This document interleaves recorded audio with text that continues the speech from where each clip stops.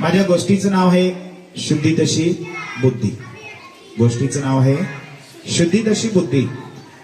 एक बासुमती तांदळाचा व्यापारी असतो आणि तो व्यापारी दररोज रेल्वेतून प्रवास करणाऱ्या लोकांना बासुमती तांदूळ विकायचा आणि असं दररोज दैनंदिन करत असताना तांदूळ विकायचा विकत एक दिवस त्या रेल्वेतील टीसी जो असतो तिकीट चेकर, त्या तिकीट चेकरशी त्याचा परिचय होतो आणि परिचय होता होता हे दोघे जिवलग मित्र होतात.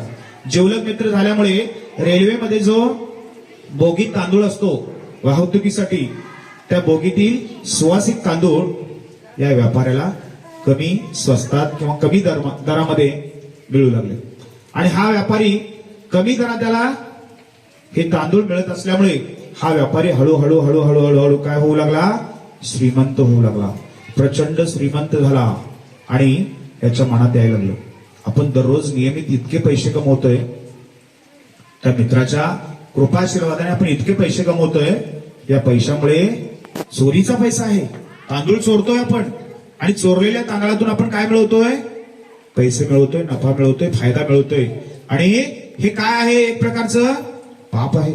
काय आहे, पाप आहे.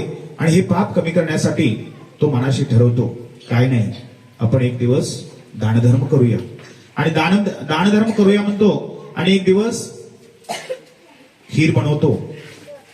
खीर बनवल्यानंतर आता दानधर्म करायचं म्हटल्यानंतर कोणत्या तरी साधू संतांना बोलवून आपण दानधर्म केला की ते फलास येतं असं म्हणतात आणि खीर वगैरे करून एका साधू महाराजांना ते भोजनासाठी आमंत्रित करतात आणि भोजनासाठी आमंत्रित केल्यानंतर साधू महाराज येतात. साधू महाराजांचा आदर सत्कार होतो, त्यांचं स्वागत होतं, त्यांना भोजनासाठी बसवतात, त्यांना खीर वगैरे घालतात आणि साधू महाराज सुद्धा यथेच्छ भोजनाचा आस्वाद घेतात. भोजनाचा आस्वाद घेतल्यानंतर दुपारची वेळ असते. तो व्यापारी म्हणतो, साधू महाराज असल्या उन्हात आपण जाण्यापेक्षा आपण दुपारी माझ्या बेडरूम मध्ये काय करावं, थोडीशी विश्रांती घ्यावी आणि ऊन कलतीला आल्यानंतर, ऊन कमी झाल्यानंतर आपण मार्गस्थ होऊ. व्यापाऱ्याने सांगितल्याप्रमाणे साधू महाराज ठीक आहे म्हणतात आणि साधू महाराज त्या व्यापाऱ्याच्या बेडरूम मध्ये जाऊन आराम करतात. थोडा वेळ तिथे बसतात. तोपर्यंत त्या बेडरूम मध्ये, त्या गादीमध्ये सगळे नोटांचे बंडलच असतात आणि या नोटांची बंडल त्या ठिकाणी जाऊन बसल्यानंतर त्या साधू महाराजांना, त्या महाराजांना त्याची चाहूल लागते. बापरे म्हणतात, एवढा पैसा, एवढे बंडल, बाबा म्हणतात आणि हा इथं कधी कमवला असेल. हा विचार करता करता साधू महाराजांच्या मनात येतं की आपण यातले 4-5 बंडल घेऊन गेले तर व्यापाऱ्याला काही समजणार नाही. आणि बघा संध्याकाळची वेळ झाली, 4-5 वाजले. साधू महाराजांनी आपल्या झोळीमध्ये 4-5 बंडल टाकलेत. बंडल टाकून साधू महाराज निघाले. व्यापाऱ्याने साधू महाराजाला निरोप दिला आणि पुन्हा साधू महाराज आपल्या मार्गाने मार्गस्थ झाले. व्यापारी आले. दुसऱ्या दिवशी व्यापारी त्या बेडरूम मधील, त्याला पैशाची गरज होती, त्या नोटांचे बंडल जे होते ते नोटा मोजू लागला तो आणि नोटा मोजल्यानंतर त्याच्या लक्षात आलं की, व्यापाऱ्याच्या लक्षात आले की 5 बंडल यातले काय झाले, कमी झाले. काल साधू महाराज होते पण साधू महाराज चोरतील कसे, ते साधू आहेत, महाराज आहेत, नाही चोरणार ते. आणि त्याची शंका, त्याची संशयाची सोय नोकरांच्या भोवती फिरू लागली आणि त्या नोकरांना बोलवून घेतलं. अरे काल यातले पैसे कोणी घेतलेत, त्यांना दमदाटी करू लागला, त्यांना मारहाण करू लागला. पण नोकर पैसे घेतलेच नव्हते, त्यामुळे नोकरांनी काय कबूल केली नाही. तसंच तो मारू लागला आणि तितक्यात ही मारपीट चालू असताना त्या ठिकाणी साधू महाराज येतात. साधू महाराज म्हणतात, थांबा थांबा थांबा थांबा म्हणतात, काय करताय काय तुम्ही. अहो महाराज, काल असं तुम्ही गेलात आणि यातल्या पैशांच्या बंडलातले काही नोटा चोरीला गेलेल्या आहेत, बंडल काही चोरीला गेलेत आणि 100% कोणी घेतलेत, ते त्या नोकरांनीच घेतलेत. कारण नोकरांना सगळा व्यवहार माहित असतो, नोकरांशिवाय कोणीही चोरी करणार नाही. साधू महाराज म्हणतात, थांबा, मी काल ही चोरी केली होती. व्यापारी म्हणतो, नाही नाही नाही नाही, तुम्ही कशी चोरी करू शकताय, तुम्ही कशी चोरी करू शकताय.